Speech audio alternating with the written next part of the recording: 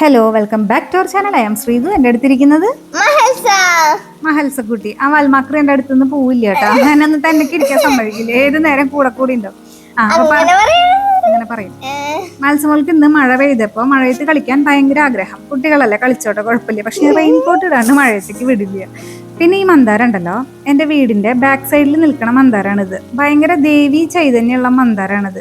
ഞാൻ അങ്ങനെ പറയാൻ കാര്യം എന്താണെന്ന് വെച്ച് കഴിഞ്ഞാൽ, എൻ്റെ വീടിൻ്റെ അടുത്തൊരു അമ്പലമുണ്ട്, എളമ്പ്രക്കാവ് ശ്രീ ഭഗവതി ക്ഷേത്രം. അവിടേക്ക് പൂജയ്ക്ക് എൻ്റെ വല്യച്ഛൻ ഈ പൂ പൊട്ടിച്ചു കൊണ്ടുപോകാറുണ്ട്. എന്നും പൊട്ടിച്ചു കൊണ്ടുപോകും. പക്ഷെ എത്ര പൊട്ടിച്ചാലും പിറ്റേ ദിവസം അതിൻ്റെ ഇരട്ടിക്ക് ആ മന്ദാരത്തിൽ പൂക്കൾ ഉണ്ടായിക്കൊണ്ടേയിരിക്കും. കാണാനും ഭയങ്കര ഭംഗിയാണ്. അതുപോലെ തന്നെ ഭയങ്കര ഈ പറഞ്ഞ പോലെ ഭയങ്കര ദേവി ചൈതന്യമുള്ളൊരു മന്ദാരമാണത്. സത്യമാണത്.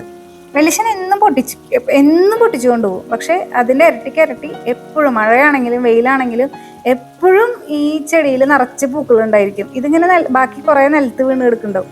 കാണാൻ നല്ല ഭംഗിയാട്ടാ. അപ്പം നമ്മൾ വീണ്ടും മഴയിലേക്ക് കിടക്കാം. മത്സ്യമോൾക്ക് ഈ മഴ എന്ന് പറയുമ്പോൾ എന്തുട്ടാ ഓർമ്മ വരുന്നത്? അതായത് എന്തൊക്കെ തോന്നണം മത്സ്യമോൾക്ക് മഴയത്ത് കളിക്കുമ്പോൾ? അല്ലെങ്കിൽ മഴയെ പറ്റി രണ്ട് വാക്ക് പറയും. എനിക്ക് മഴയത്ത് കളിക്കാൻ നല്ല രസമല്ല ഇങ്ങനെ മഴയത്ത് കളിക്കാനായിട്ട്. പക്ഷെ റെയിൻകോട്ട് ഇടണം, അത് നിർബന്ധ. ആർക്ക് നിർബന്ധം? അമ്മയ്ക്ക് നിർബന്ധം. കുട്ടിക്ക് ഒരു നിർബന്ധമില്ല കേട്ടോ. കുട്ടി പറയും വേണ്ടത്. പക്ഷെ ഞാൻ നിർബന്ധിച്ചിടണതാ. കാര്യമൊന്നുമല്ല, ജലദോഷം പനി വന്നു കഴിഞ്ഞാൽ മാറില്ല, അതുകൊണ്ട് മാത്രാട്ടാ. പിന്നെ ഇങ്ങനെ കളിക്കാൻ വിടുന്നില്ലേ, അങ്ങനെ ഞാൻ പോവും. അമ്മയ്ക്ക് എന്തായാലും ഓർമ്മ വരുന്നേ. അമ്മയ്ക്ക് മഴ എന്ന് പറയുമ്പോ എന്താ നമുക്ക് ഓർമ്മ വരിക? ചെറുപ്പക്കാലം ഓർമ്മ വരും. ചെറുപ്പകാലത്ത് എന്ന് പറഞ്ഞാൽ ഞാൻ കുട്ടു എന്ന് പറയുന്നത് തന്നെ അനിയനുമല്ല ചേട്ടനും അല്ല. ഞങ്ങൾ രണ്ടുപേരും ഏകദേശം സെയിം ഏജാ. വെല്ലിശന്റെ മോനെ. പക്ഷെ ഞങ്ങൾ കൂട്ടുകുടുംബം ആയതുകൊണ്ട് ഞങ്ങൾ എല്ലാവരും ഒരു വീട്ടിൽ തന്നെയായിരുന്നു. ഞങ്ങൾ വെല്ലിശന്റെ മക്കളും അതുപോലെ അങ്ങനെ ഞങ്ങളൊരു കൂട്ടുകുടുംബത്തിലാണ് താമസിച്ചിട്ടുള്ളത്.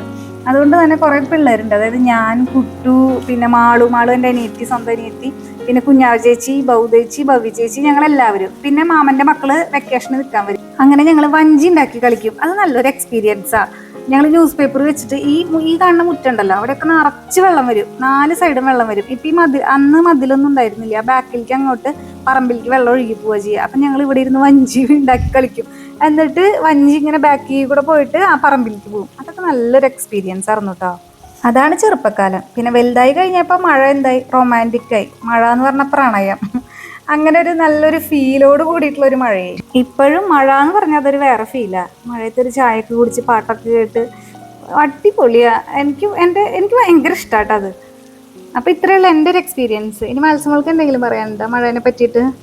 എനിക്ക് ഭയങ്കര ഇഷ്ടമാണ് മഴയത്ത് കളിക്കാനായിട്ട്. നല്ല രസമാണ്. അതെ, അതാണ് ചെറുപ്പക്കാലം. അതെ.